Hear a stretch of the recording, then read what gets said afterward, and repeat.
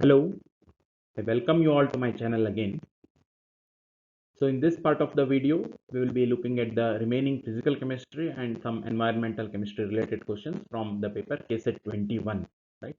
So far, three parts have come from KSET 21 paper. Inorganic section completely, all the K answers has been discussed in two parts, first two parts, and in the third part, physical questions up to say 82nd question, ಅಲ್ಲಿವರೆಗೆ discuss ಮಾಡಿದ್ದೆ. So now 83rd onwards, we can see the questions in this particular video. Please watch this video till end because like lot of questions they have to be challenged. There are printing errors and grace marks is expected. So therefore it is better our K set ಅವ್ರ K answer ಕೊಡೋಕ್ಕಿಂತ ಮೊದಲೇ if they get to know about this ಅವ್ರಿಗೆ ನೀವು ತಿಳಿಸಿದ್ರಿ ಅಂತ ಹೇಳಿದ್ರೆ K set ಯಾರು ಬರೆದಿದ್ದೀರಿ ಅವ್ರಿಗೆ ತಿಳಿಸಿದ್ರಿ ಅಂತ ಹೇಳಿದ್ರೆ there are chances that can be considered in the first round of K answers itself. So first round K answers ಬಂದ ಮೇಲೆ ನಿಮ್ಗೆ ಗೊತ್ತಿರ್ಬೋದು, ಆಮೇಲೆ ನೀವು ಕೆ ಆನ್ಸರ್ ಚಾಲೆಂಜ್ ಮಾಡ್ಬೇಕಂತ ಹೇಳಿದ್ರೆ per question you have to pay 1000 rupees. To avoid that, I think this method it can be adopted. Fine. So, but whenever you are challenging any question, you should do it with proper reference. Right. We shall see the videos. Right. First question of this video, it is this one. So they have given two reactions. First one, it is nitric oxide oxidation to nitrogen dioxide and carbon monoxide oxidation to carbon dioxide. And they say that the first reaction is fast, that is this reaction. Right, oxidation of nitric oxide is said to be faster, and oxidation of carbon monoxide it is said to be slow. And what is the appropriate reason for this? Four reasons they have given. And like if you know something about energy of activation, then easily this question it can be answered because it is based on that itself. So like you consider that reactant energy level and product energy level. If it is like this, we know that reactants, when they are to be converted into products, there will be some energy of activation barrier or say threshold barrier. So like this threshold energy, it is this point, energy difference between threshold point and reactant point, that can be called as energy of activation for forward reaction. If this is high, energy of activation, if it is high, according to this particular equation, Arrhenius equation, when energy of activation is high, K it will be low, right? And speed of the reaction it decreases. So reverse of this, it should also be true. When energy of activation is small, K of the reaction it will be high, and in that case speed of the reaction it will be fast. So now they say that this particular reaction, first reaction, it is fast. So if it is faster, energy of activation of first reaction it must be less. So that you can find in option 3, activation energy for the first reaction it is small, and this is the correct answer. Because activation energy is smaller, the rate constant for this reaction it will be more. If rate constant is more, speed of the reaction it will be more. So therefore this reaction it proceeds at a faster rate. So straight away question is first. 84th question. In the following consecutive first order reaction, A it gives with a rate constant product B, and then B it gives product C, and rate constant of the second reaction it is said to be A2. Fine.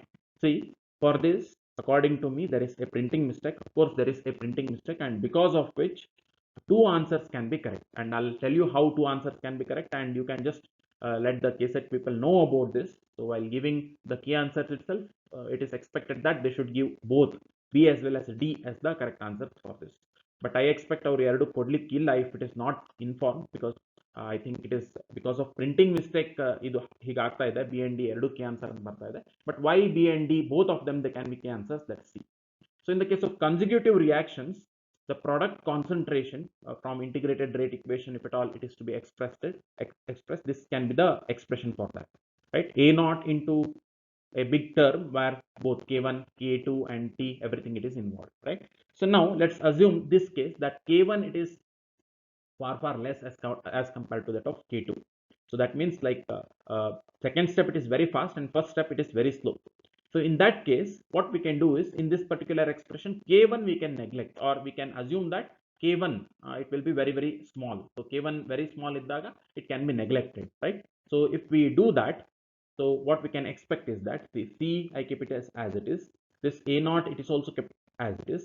So 1 plus K1 minus K2 ಅಂತ ಹೇಳಿದೆ. K1 being very small, I can neglect it, right? As compared to that of K2 ಬಹಳ ಸಣ್ಣದಿರೋದ್ರಿಂದ I can directly take it to be K2, right? So therefore the expression it changes to 1 plus okay. So if you just consider this case, that is K1 it is far smaller than K2 if you go with this case. So you can just neglect K1 neglect ಮಾಡ್ತೀರಿ ಅಂತ ಹೇಳಿದ್ರೆ so ಇಲ್ಲಿ K1 ಬಿಟ್ರಿ ಅಂತ ಹೇಳಿದ್ರೆ minus K2 ಉಳ್ಕೊಳ್ತದೆ. So therefore A0 into 1 plus 1 divided by minus K2. And similarly what we can do is K1 term it can be considered to be very small, and as compared to that of K2, when K2 it is very large, so you can just think that this term it can be neglected. So if you do so ಇದನ್ನು ಮಾಡ್ತೀರಿ ಅಂತ ಹೇಳಿದ್ರೆ then you are left with just this term, that is K2 into e raised to minus K1 upon t. You are left with this term, and if you go for simplification, A0 it is as it is, so here this will become, so this K2 and this K2 if you cancel it out, so in that case you are left with 1 minus e raised to K1 e raised to minus K1 into t. Fine. So when K1 it is far smaller than K2, what I can expect is that the expression it should be 1 minus e raised to minus K1 t ಅಂತ ಆಗಬೇಕು. So the other case if I consider, that is K2 it is far smaller than K1 ಅಂತ consider ಮಾಡಿದಾಗ same logic we can apply, and K2 can be neglected. ಇಲ್ಲಿ K2 it will be minimum value ಅಂತ ಹೇಳಿ if I just consider, or if I don't consider this, so this expression it turns out to be A0 into 1 plus 1 divided by K1 ಅಂತ ಆಗುತ್ತೆ. And this side, because your K2 it is smaller, K2 corresponding term ಅನ್ನು ಬಿಟ್ರೆ minus K1 into e raised to minus K2 into t. So this will remain. So now, so therefore further simplification it will give you that A0 into 1 minus e raised to minus K2 into t anta agbeku. So if it is K2 very smaller, in that case here K2 should appear, and if it is K1 which is smaller, in that case it should K1, it should be K1 here. So but in this case, so K or just K and ಕೊಟ್ಬಿಟ್ಟಿದ್ದಾರೆ, whether it is K1 or K2 that point is not given to you, right? So therefore in this case now the question is whether this is K1 or K2, that is the question, right? So K1 ಅಂತ consider ಮಾಡಿದ್ರೆ ಬೇರೆ answer ಬರುತ್ತೆ, K2 ಅಂತ consider ಮಾಡಿದ್ರೆ ಬೇರೆ answer ಬರುತ್ತೆ. So like if you consider this as K1, in that case you should go with this answer, that is option B, right? Or let's say that you are considering the other one, K2 it is smaller and K1 it is greater and consider ಮಾಡಿದ್ರೆ K2 ಅನ್ನೋದು ಬರಬೇಕು. So that is possible with D. So therefore both of this according to me it can be key answers, but most probably most usually consider ಮಾಡುವಂತದ್ದು case ಯಾವಾಗ ಅಂತ ಹೇಳಿದ್ರೆ it is this one, K1 first reaction it will be slower and second reaction it is faster. So therefore K2 it will be far greater than K1 and consider ಮಾಡಿಕೊಂಡು there are all chances that you may get option B as the correct answer. But this printing error it is to be taken into consideration. If you take this into consideration seriously, even D it can be correct answer. So the next question, 85th. So this is very direct question. Again, like if you have some idea over the energy of activation, this question it can be answered quite easily. So what they say is that for the combustion of coal, say carbon reactant ಅಂತ ತಗೊಂಡ್ರೆ ಅದರದ್ದು product, combustion product carbon dioxide product ಅಂತ ತಗೊಂಡ್ರೆ ಅಂತ ಹೇಳಿದ್ರೆ they say that delta S it is positive. Yes. So during the burning process, entropy it will be more for product, so therefore entropy it increases, and delta H is negative. Yes, that is also expected, because carbon, if you compare it with carbon dioxide, enthalpy of carbon dioxide it will be less, or say product it will be less as compared to that of reactants, carbon plus oxygen ಎರಡರದ್ದು ಕೂಡಿಸಿದ್ರೆ. So therefore if product enthalpy it is less, delta H it will be negative. Of course the reaction it is expected to be spontaneous, right? So reaction it is expected to be spontaneous, that means carbon it can be converted to carbon dioxide readily, but that will not happen. Now coal store ಮಾಡ್ತೇವೆ ಅಂತ ಹೇಳಿದ್ರೆ coal it remains as coal itself. So why this is so? Though atmospheric oxygen it is available readily, coal it will not react with atmospheric oxygen O2 to produce CO2 readily. Why it is so? That has been asked. So again, the threshold energy barrier or energy of activation for this particular reaction it will be high, because of which, because of high threshold energy limit, this reaction automatically it will not happen, right? And you can just go with that particular option. Thermodynamic stability of coal, no. Thermodynamic stability ಮಾತಾಡ್ತೀರಿ ಅಂತ ಹೇಳಿದ್ರೆ products itself are more stable as compared to that of coal. ಯಾಕಂದ್ರೆ enthalpy ಎಲ್ಲಿ ಕಡಿಮೆ ಇರ್ತದೆ ಅದರ thermodynamic stability ಜಾಸ್ತಿ ಇರಬೇಕು. Therefore option B it is wrong. Very high threshold energy barrier, first option it seems to be correct. You can just have a look at other options also. Lower activation energy it is needed for combustion. If this also incorrect, because if this is correct, readily coal burn ಆಗಬೇಕಾಗಿತ್ತು. Low temperature of coal deposits, right? So ಅಷ್ಟು technically correct answer ಅಲ್ಲ, but it can be ಅಷ್ಟು ತಪ್ಪಂತನೂ ಹೇಳಿಕ್ ಬರೋದಿಲ್ಲ, but definitely always we should go with the more appropriate answer. So more appropriate no doubt is A, option A in this case. Right. This is one more question for which definitely grace marks it is expected, right? The question itself is absolutely wrong. So ಎರಡು ವೇದಲ್ಲಿ like ಒಂದು ಸಣ್ಣ information missing ಇದೆ ಅಂತ ಅನ್ಕೊಂಡ್ರೆ from that point of view also the question it is wrong. And second point, so even if may be ಅವರು ಆ particular information ಅನ್ನು ಕೊಟ್ಟಿದ್ದಿದ್ರು ಅಂತ ಹೇಳಿ ಅಂದ್ರೂ ಆವಾಗಲೂ ಇಲ್ಲಿ ಕೊಟ್ಟಿರೋ ಆನ್ಸರ್ಸ್ ಯಾವುದೂ ಬರೋದಿಲ್ಲ. So like how this question it is incorrect, totally we shall see that. So what they say is that some 37 amperes of current is passed for 6 hours between nickel electrodes in 0.5 liters of nickel nitrate solution. Nickel nitrate solution is that in that nickel electrodes they are dipped, and between these two electrodes 37 amperes of current is passed for 6 hours. That is what they say. And now they are asking the molarity of Ni2 plus at the end of electrolysis. Electrolysis mugida mele, right? So idralli nickel concentration enagutte, that is the question. A really interesting question. Like if it was given in a correct way, definitely this could have been a very good question.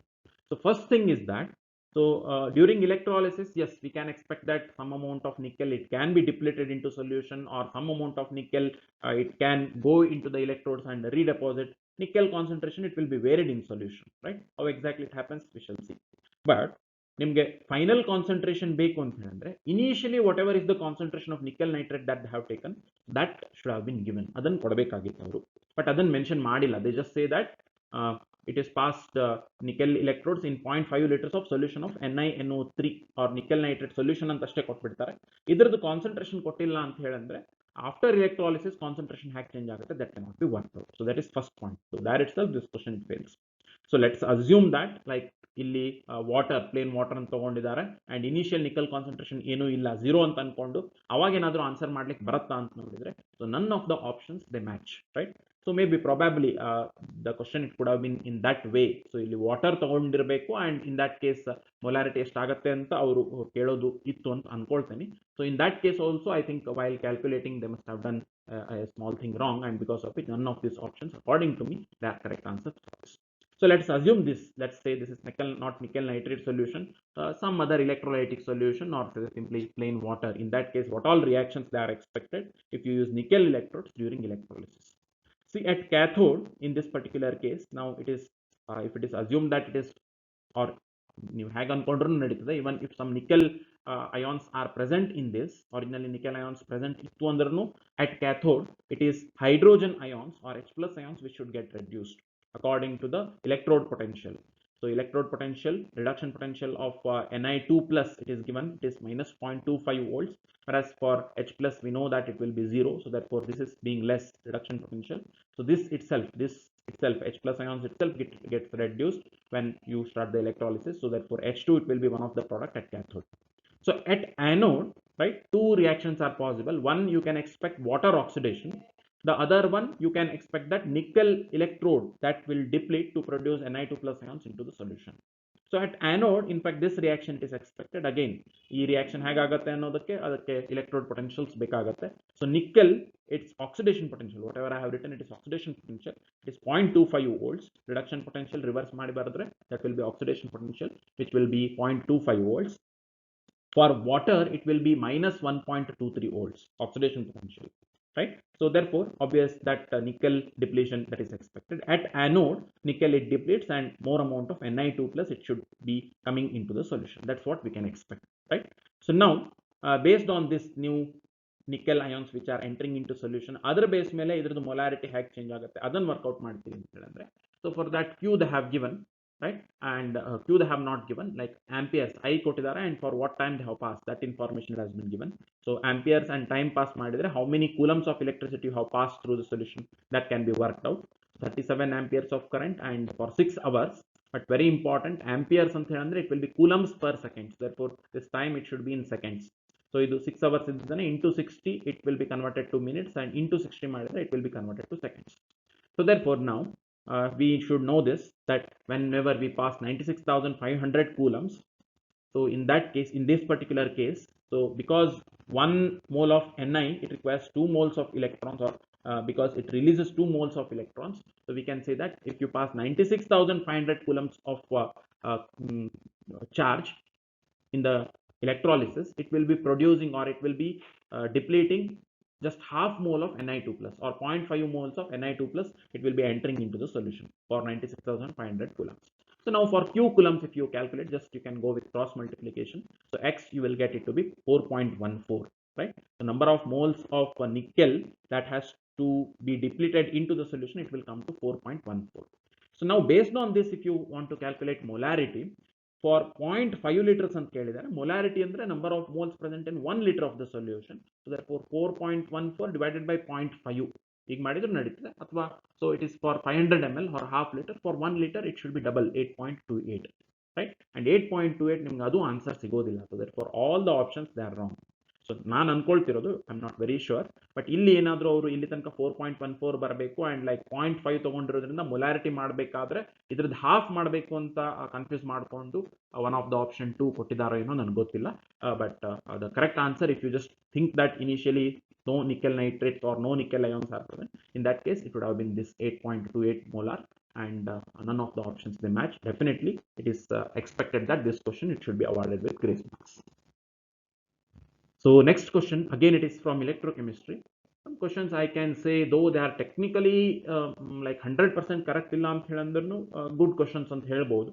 This is one such question, right? Because like pH variation near the electrode, technically to which extent it is correct in presence of all other ions, I really do not know. But like how this question is to be solved, or on what basis this question it is asked, that if we see. So the point is that if pH has to be varied near the electrode or in the solution, pH variation ಆಗಬೇಕು ಅಂದ್ರೆ there should be variation in H plus ion concentration. So H plus ion concentration, if it decreases, ಇದು ಗೊತ್ತಿದೆ, H plus ion concentration decrease ಆಯಿತು ಅಂದ್ರೆ pH it should rise, and H plus ion concentration if it increases, pH it has to decrease, right? So relationship ಗೊತ್ತಿದೆ ನಿಮಗೆ. H plus ion concentration ಕಡಿಮೆ ಆಗ್ತಾ ಇದೆ ಅಂತ ಹೇಳಿದ್ರೆ the solution it will become more and more acidic, pH ಕಡಿಮೆ ಆಗ್ತಾ ಹೋಗ್ತದೆ. H plus ion concentration ಜಾಸ್ತಿ ಆಗ್ತಾ ಇದೆ ಅಂತ ಹೇಳಿದ್ರೆ then in that case it becomes more and more acidic, and pH value it drops, right? So that is the thing. So now therefore we need to look at where, in which case, in which electrolyte this H plus ions they are actually their concentration it is affected during electrolysis. So H plus ion affect agodu concentration directly anta helindre simple way is that H plus ion it is to be reduced to hydrogen gas. So wherever you can expect this reaction, H plus ions they are consumed during electrolysis, and if they are reduced and they are converted to H2, definitely we can say that in that case H plus ion concentration it drops and pH it has to rise. That we can expect. So from that perspective if we start, for that ಇಲ್ಲಿ ಉಳಿದಿದ್ದ cations ಅವುಗಳದ್ದು electrode potentials ಐಡಿಯಾನು ಇರಬೇಕಾಗುತ್ತೆ, reduction potential idea ಇರಬೇಕಾಗುತ್ತೆ. For NaCl it is minus 0.27 volts reduction potential this is. For Zn it is minus 0.76 volts. For NaCl concentrated ಕೊಟ್ಟಿದ್ದಾರೆ, it is again for Na plus ಇಲ್ಲಿ ಬರೆದಿರುವಂತದ್ದು for cation the reduction potential minus 2.7 volts, and for copper nitrate copper cation it is 0.34 volts. See, just by looking at the question, ಎರಡು ಕಡೆ NaCl ಕೊಟ್ಟಿದ್ದಾರೆ ಅಂತ ಹೇಳಿದ್ರೆ it should come to our mind that this is probably NaCl which is the correct answer. ಅದನ್ನೇ ಬೇರೆ ಬೇರೆ ತರ ಮಾಡಿ ಎರಡು ಕಡೆ ಕೊಟ್ಟಿದ್ದಾರೆ ಅನ್ನೋದು ಒಂದು ನಮ್ಗೆ ಐಡಿಯಾ ತಲೆಗೆ ಬಂತು ಅಂದ್ರೆ we can eliminate options B and D readily, and C ಮತ್ತೆ A ನಡುವೆ ಯಾವುದಾದ್ರೂ ಒಂದು ಚೂಸ್ ಮಾಡಬಹುದು, right? So even ಅದನ್ನ ಮಾಡಲಿಲ್ಲ ಅಂತ ಹೇಳಿದ್ರು, see in this case copper nitrate case electrolysis, during electrolysis it is expected that copper which is having more reduction potential, so cathode ದಲ್ಲಿ H plus consume ಆಗೋದಿಲ್ಲ, but ಇದೆ copper reduce ಆಗುತ್ತೆ. So therefore this cannot be the answer, right? So then next if you consider this zinc Cl2, hydrogen the reduction potential ಗೊತ್ತಿದೆ, it is 0. So ಇದಕ್ಕೆ close ಇದೆ ಅದು, zinc chloride reduction potential it is close to H plus. So therefore it is expected that though ಇದರದ್ದು ಕಡಿಮೆ ಇದ್ರೂನು H plus compare ಮಾಡಿದ್ರೆ ಇದರದ್ದು ಕಡಿಮೆ ಇದ್ರೂನು, because the gap it is very less, we can think that even sometimes idu idರ ಜೊತೆಗೆ some H plus ions they can be consumed. But when it goes to this NaCl, right, so it is minus 2.7 volt, it is far negative. So hydrogen reduction potential 0 irodrinda whenever you have Na plus cations, it is expected that at cathode H plus ions itself should be consumed in presence of NaCl or in presence of Na plus ions. Therefore at cathode we can expect this reaction, H plus ions they will be consumed, and H plus ion consume agide anta helidre H plus ion concentration it drops, because of which pH H plus ion concentration kadime aagta iddage pH rise ಆಗಬೇಕು, right? So just based on this also we can conclude that A or B, A or C, ಇವೆರಡರ ನಡುವೆ ಒಂದು answer ಆಗಬೇಕು ಅಂತ ಹೇಳ್ಬೋದು. But when it is concentrated, it is possible that H plus ion concentration will be less concentrated, or say if you consider this to be molten sodium chloride, very highly concentrated antidaga, because sodium concentration is high, H plus concentration is less. So in that case we can expect that some amount of H plus ions they can be reduced. But whenever it is very dilute solution, H plus ions they will be available in plenty, and therefore it is expected that definitely H plus ions they should be consumed at cathode, and therefore pH it has to rise, right? So from this considerations we can say that we can just go with option A. So ishte madidru sakagatte that NaCl very dilute, this can be the correct answer, and I hope this itself we will get it as correct answer. So the other part what they have mentioned is that at the other electrode ಒಂದು ಕಡೆ pH raise ಆಗುತ್ತೆ, ಇನ್ನೊಂದು ಕಡೆ drop ಆಗುತ್ತೆ ಅಂತ ಕೊಟ್ಟಿದ್ದಾರೆ. How it happens? So at the other electrode for dilute solution of sodium chloride, it is expected that chloride it gets oxidized to Cl2. Of course, if you go with the oxidation potential, this itself is more, minus 1.23, it is considered to be more as compared to that of minus 1.36, right? But for oxygen liberation, there is something called as over voltage, because of which oxygen liberation or oxidation of water to liberate oxygen, it will not be that easy. Therefore, this itself it is preferred reaction, and Cl2 gas, which is acidic gas, this is liberated. Acidic gas erosion, it is expected that pH has to drop, right? So like from this perspective, if this question is asked, definitely option A you can consider to be correct answer. So the next question, the product of Avogadro number and electron charge. See, some questions they will be very simple and some questions they will be difficult, and during examination always it is expected that some numerical sums are there, some difficult problems are there. So if you think that solution of that it needs time, in that case what you should do is you should just drop that question for that moment, and you should go ahead and you should solve all the easy questions, scoring questions, and then you should, if time permits, ಆ ತರದ ಉಳಿದಿದ್ದ questions ಅನ್ನು consider ಮಾಡ್ಕೊಳ್ಬೇಕು. That is the exam writing strategy, right? So ಯಾಕಂದ್ರೆ ನಿಮಗೆ ಈ question simple question answer ಮಾಡಿದ್ರು 2 marks ಬರೋದು, difficult question answer ಮಾಡಿದ್ರು 2 ಮಾರ್ಕ್ಸ್ ಬರೋದು. Unlike CSIR net where difficult questions are given 4 marks, that is different story. So ಇಲ್ಲಿ ನಿಮಗೆ difficult question solve ಮಾಡಿದ್ರು 2 marks ಬರ್ತಿರೋದ್ರಿಂದ it is good that you should solve direct and simple questions first, then if time permits you should go through this all other difficult question. Otherwise ಏನಾಗುತ್ತೆ ಅಂದ್ರೆ 2 hours ಅಲ್ಲಿ 100 questions attempt ಮಾಡಬೇಕಾಗಿರೋದ್ರಿಂದ there are chances that last moment ಅಲ್ಲಿ ನಿಮಗೆ ಕೆಲವೊಂದಿಷ್ಟು simple questions ಇದ್ರೂ ಅದನ್ನ ಓದ್ಲಿಕ್ಕೂ time ಸಿಗದೆ ಹೋಗಬಹುದು, right? So to avoid that, this strategy is to be followed. So coming back to this question, very simple question. If you know that what this Faraday's constant is, Faraday's constant is nothing but Coulombic charge present over 1 mole of electrons. So that's what they have asked.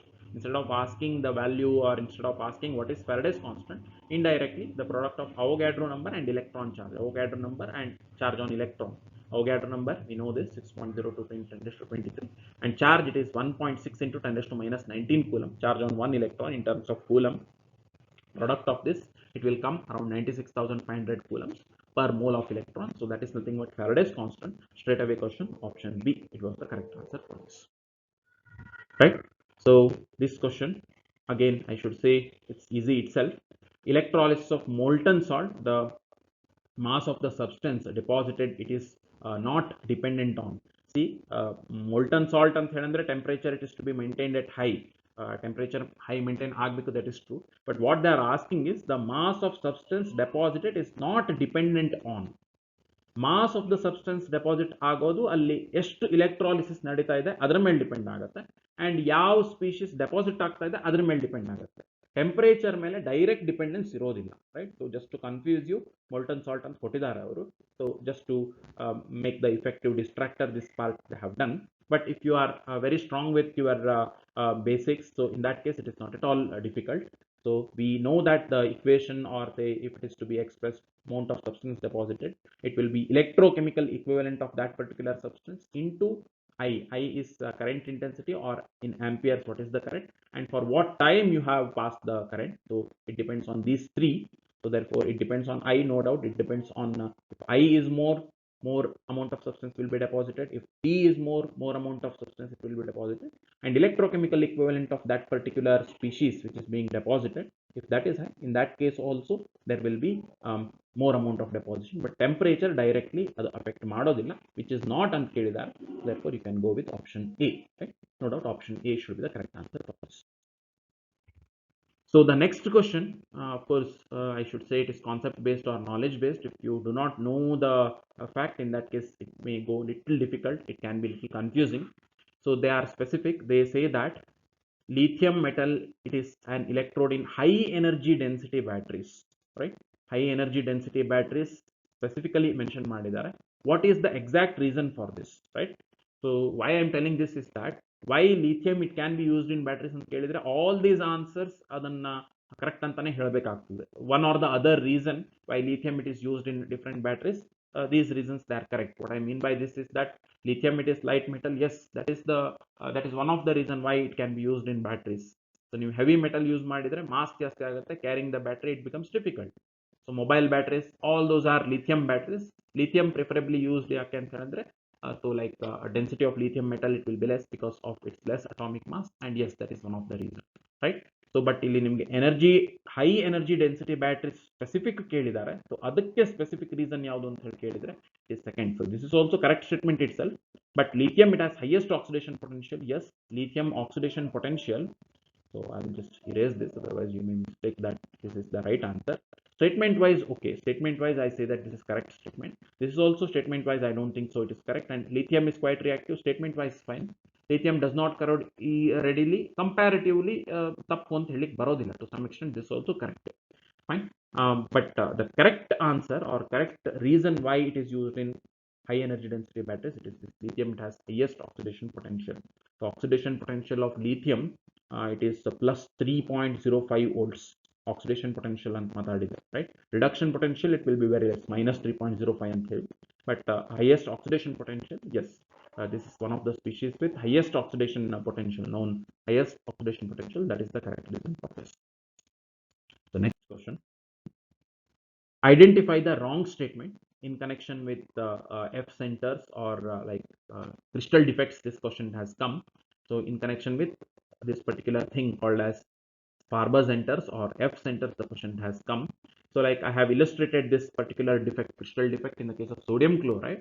So this F centers, they will be developed whenever say one chloride ion it is missing from its lattice site, and in that site, just to maintain the electric neutrality in ionic crystals, electric neutrality is must, and for that one electron it will be occupied. This kind of defect it will be called as F center, right? So or this particular center where electron it is occupying the anionic site, that will be called as F center. So now coming to the statements, the lattice position left vacant by anions are occupied and occupied by electrons, they are called as F centers. Yes, statement wise, right? So statement wise absolutely correct. So they are asking you which is wrong statement. So the presence of F center makes the lattice electrically neutral. Up to this part it is correct, and diamagnetic, right? So this cannot be true always. So this electron, if it remains unpaired and all other electrons that are present in other Farber centers or other F centers, if they are also remaining unpaired, in that case the substance it may become paramagnetic due to these electrons. So therefore this particular part diamagnetic, this particular part is incorrect in this case.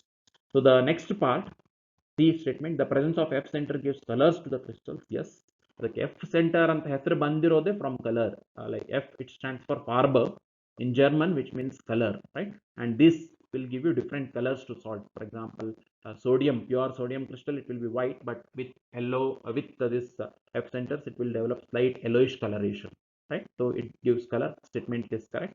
And the last one, so this statement wise this is correct. F center contains unpaired electrons. Yes, yes, F center usually they will be containing unpaired electrons. That statement is also correct. So therefore statement, if this is correct, they are asked you to identify the wrong statement.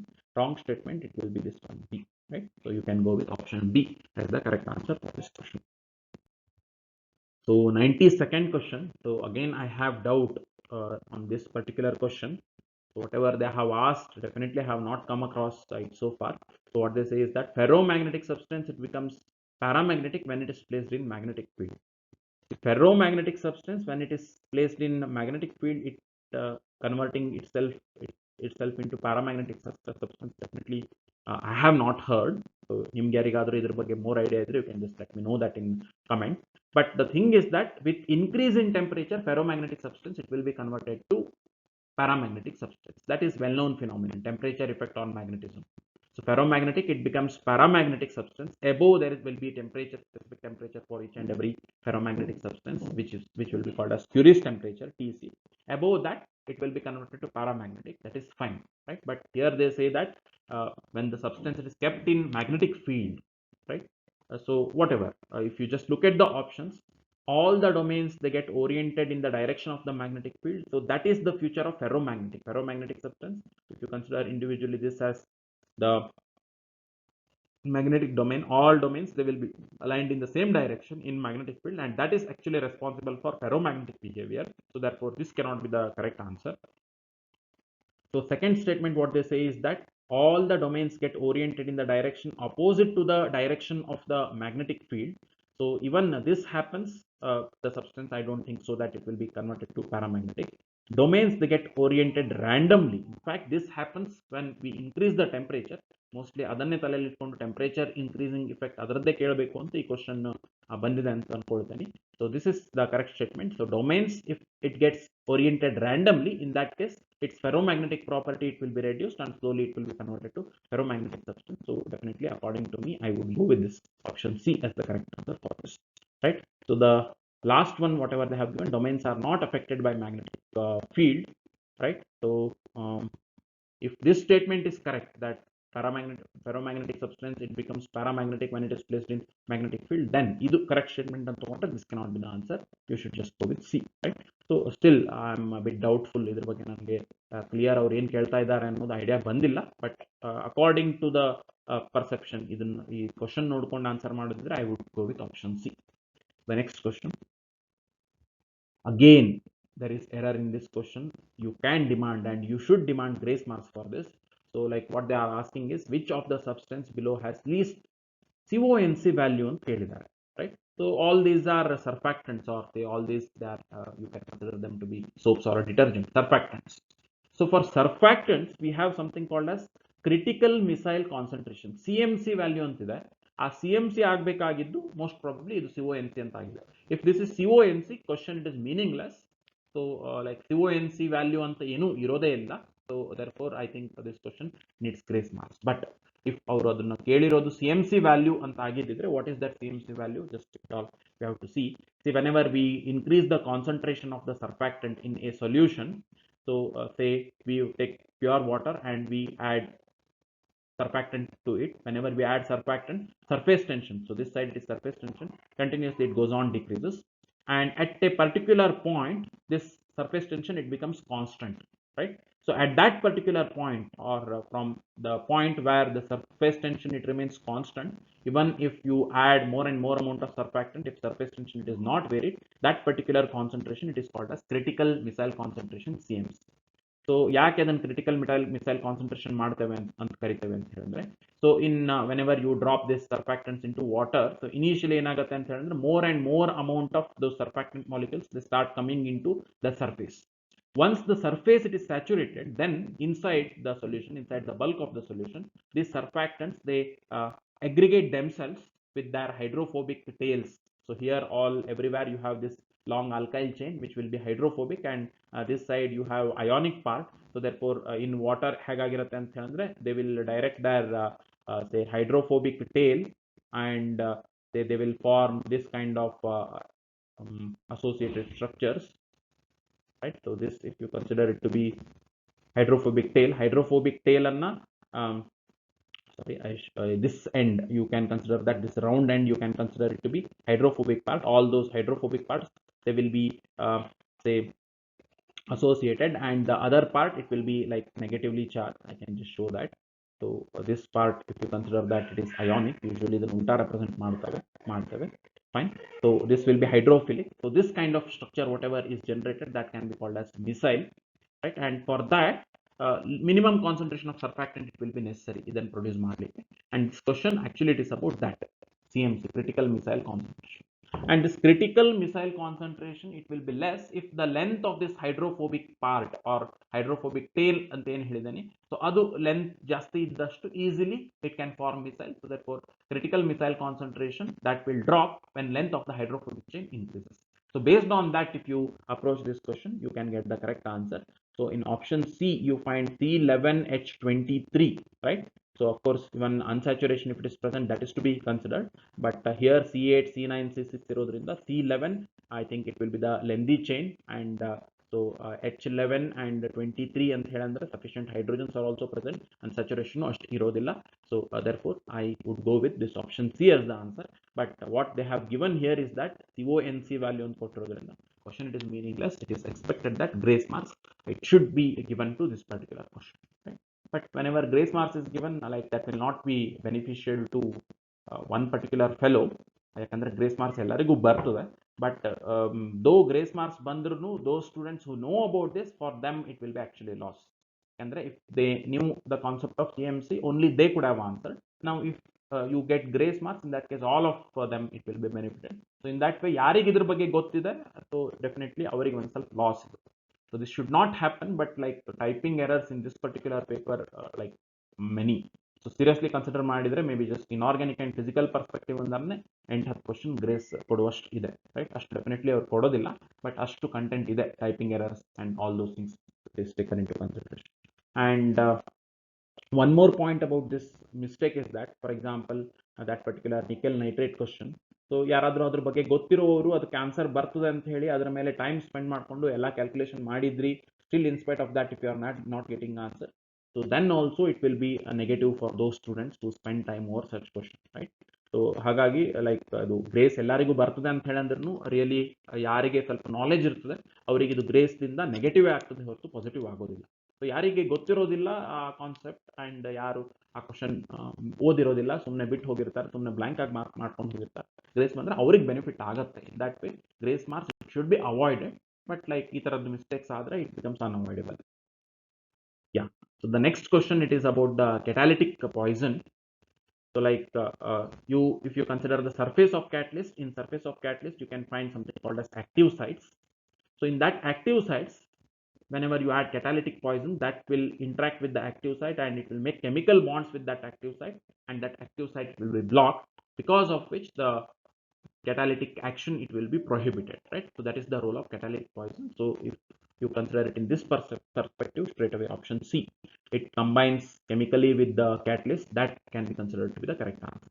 These catalytic poisons, they will not react with the reactants or product directly, they will interact with catalyst and they will block the active sites by chemically interacting with the catalyst. So that's the action of catalytic poison, it is due to this particular, it combines with chemically with the catalyst, that would be the correct answer for this, right? So this is again from polymers, simple question itself. So they have asked, based on colligative properties, which kind of molecular weight of the polymer it can be decided. So for polymeric samples, different kinds of molecular weights we can compute: m bar and number average, m bar w weight average, z average, m bar w, and viscosity average, m bar v. So mainly 4 different kinds of this one molecular weights can be determined for a polymeric sample. And so like experimentally whatever we get, that will be different experimental methods, they will produce different kind of, or the answer that you get from different experiments, that will be close to different kinds of molecular weights that we compute theoretically. So from osmometry, if you get, it will be close to m bar n. So if you just know this question it can be answered, because they are asking you based on colligative property what kind of molecular weight it can be decided in question is that. So by osmometry it is measurement of osmotic pressure, and osmotic pressure it is a colligative property. So therefore this osmometry whatever gives, so that will be based on colligative property, and the correct answer for this it should be m bar n, that is number average molecular weight. So for your knowledge, other things I have added. So weight average it can be measured by scattering experiment, light scattering experiment. M bar z by sedimentation equilibrium you can measure m bar z, and viscosity average molecular weight by viscometry you can measure, right? But for colligative property or osmotic property, osmotic pressure or osmometry, it is number average. No doubt option A is the answer. So again there is mistake in this particular question, right? So what they ask is the intrinsic velocity of a polymer and ಕೇಳ್ಬಿಡ್ತಾನೆ. there is nothing called as intrinsic velocity for a polymer. ಇದು ಆಗಬೇಕಾಗಿದ್ದೇನು ಅಂತ ಹೇಳಿದ್ರೆ intrinsic viscosity ಅಂತ ಆಗಬೇಕಾಗಿತ್ತು. It was expected that here it should have been intrinsic viscosity of the polymer. Viscosity, this was expected, right? So velocity ಅಂತ ಕೇಳಿದ್ದಾರೆ. ಈಗ ಅದು printing error ಇದೆ. Definitely if they consider this seriously, grace marks is to be given. But maybe ಅದು printing error ಇದೆ, ಅದನ್ನು viscosity ಅಂತ ಓದ್ಕೊಳ್ಬೇಕು ಅಂತ ಹೇಳಿ ಅವರು ಎಕ್ಸ್ಪೆಕ್ಟ್ ಮಾಡಿದ್ರೆ grace marks ಕೊಡೋದಿಲ್ಲ. So what this intrinsic viscosity of a polymer is, so this is increase in the viscosity of solution due to the polymeric sample. If you add polymer to some solvent, so solvent viscosity, it will be altered, and to which extent this viscosity it is affected by the polymeric sample, that is in brief you can call that it is intrinsic viscosity, and this is directly due to this intermolecular interactions that happens between polymeric sample and solvent molecule. Based on that, this particular question it has been asked, intrinsic viscosity, it is due to this intermolecular reaction. So idu viscosity ಬಂದಿದ್ದರೆ ಇನ್ನೂ problem ಇರಲಿಲ್ಲ, ಉಳಿದಿದ್ದು ಯಾವುದು correct option ಆಗ್ತಿರಲಿಲ್ಲ. Option C should have been the correct answer for this. 96th question. So 97, so it's from like other perspective they have asked, not physical chemistry question, which is what is oxytocin ಅಂತ ಕೇಳಿದ್ದಾರೆ. So if you know this, straight away you can answer this. Oxytocin, it is actually a hormone, right? So like usually the hormone names, they will end with N, if you know that. Say for example thyroxine, testosterone, athara NE ಅಥವಾ N ದಿಂದನೇ end ಆಗುತ್ತೆ hormones, oxytocin, and there are many, right? So it's not enzyme. So enzyme, they will end their name, it will end with ASE, like say lipase, right, and sucrase, ASE ಆ ಥರದಿಂದ ending ಆಗುತ್ತೆ. So based on that you can say that it is not enzyme. Vitamins, it is not a vitamin, vitamin A, vitamin B ಈ ಥರ name ಮಾಡ್ತೇವೆ usually, so no. So straight away you can say that oxytocin, it is hormone. Option B is the correct answer. So the 98th question, right? So ಸ್ವಲ್ಪ difficult ಅಂತ ಅನ್ಸುತ್ತೆ, but like if you just carefully look at it, it's very simple question. Total surface area of a single particle having, right? So some particle they say surface area they have asked, but that particular particle ಅಂತ ಹೇಳಿದ್ದಾರೆ, maybe you can consider it as object. What they say is that it is having perfect cubical shape, right? Maybe ಸಣ್ಣ particle ಅಂತ ಹೇಳಿ assume ಮಾಡಿಕೊಂಡು ಅದು object ಅಂತ ನಾವು ತಿಳ್ಕೊಳ್ಬೇಕು. Object being smaller, it is considered to be particle. In that way, if you just take that perfect cubical shape of length on each side has 2 units, so it is this kind of object, right? It is cube, 2 side, it is the length of one side. So like if it is cube, this side it should also be 2 in units. So surface area of this particular face, it will be 2 into 2, 4 units, and total surface area of the object or particle, if you consider 6 faces, it will be having total surface area, it will be 6 into area of each face, so therefore it will be 6 into 24 units, and one of the options you can find that option C, and that is the correct answer for this, right? So next question, 99th question. This is based on environmental chemistry, not from physical chemistry.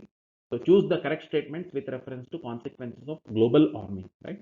So like if you consider the situation, direct consequence of this global warming, it is that temperature of the earth, it has to increase, right? So because of this, temperature of the earth increases, and mainly idu nimge gottirbodu, due to carbon dioxide accumulation. Usually the main gas which is responsible for the global warming, it is carbon dioxide. More and more carbon dioxide, it can capture more and more amount heat, and the earth's surface, it gets warm, and temperature of the earth, it increases, because of which Himalayan glacier, it will melt. So therefore these two, you can consider them to be direct consequences of this one, global warming. But just based on this, you cannot do anything, because in all the options they give 3 and 4, 3 and 4, 3 and 4, 3 and 4. So definitely these two are correct, no doubt about that, right? So but these two, they can also be considered to be indirect consequences of global warming, because when temperature on the earth, it increases, so that will bring so many changes in the water ecosystems. So only fishes may die, or because of temperature, more and more algae growth ಆಗಬಹುದು. So this kind of eutrophication, it refers to that actually. More and more algae growth in water bodies, that can be called as eutrophication. So because of temperature of the water body, if it increases, indirectly that will be helpful for eutrophication. And eutrophication ಹೆಚ್ಚಾಯಿತು ಅಂತ ಹೇಳಿದ್ರೆ, you can say that water, it gets more and more polluted. If that happens, BOD, biological oxygen demand of the water sample, that will also increase, right? So like now seriously ನೋಡಿದ್ವಿ ಅಂತ ಹೇಳಿದ್ರೆ, all this, they can be considered to be the consequences of this one, what is that, global warming. So therefore, and even we can find that one of the option, A, it says that all the four are correct, and it is better we can go with this option. That's the correct answer for this. And the last question, 100th question, this is also straight away from this itself, environmental chemistry itself, how this photochemical smog is formed. If you know that, directly it can be answered. Photochemical smog, it will be formed when nitrogen oxides, mainly it is due to nitrogen oxides and volatile organic compounds. These two, they can react in sunlight to produce what is called as photochemical smog. So therefore, a main compound that is responsible or that is required to make photochemical smog, we can say that it is option C, nitrogen oxide. That is one particular nitrogen oxide, nitrogen dioxide, right? So with that, I am concluding all the questions in this particular section, that is physical chemistry plus some environmental chemistry questions. Fine. So like, let me know if you want more clarification on any question. Please let me know that in comment, so that if any clarification is needed, it can be provided. So if you have not subscribed to this channel, please do this, subscribe to this channel, so that you can be notified when you or when I put the next video. Please press the bell icon so that you will immediately get the notification, right? And please share this video with your friends, those who are in need. And lastly, as I have told it in my other videos, I am presently running a net coaching class or net coaching batch, net as well as KSET coaching batch, long-term batch. Net J22 classes have just started. So if anyone is interested, whoever is watching this video, so you can just contact me over this number, so that I'll provide more details about this course. Thank you for watching this video. Thank you.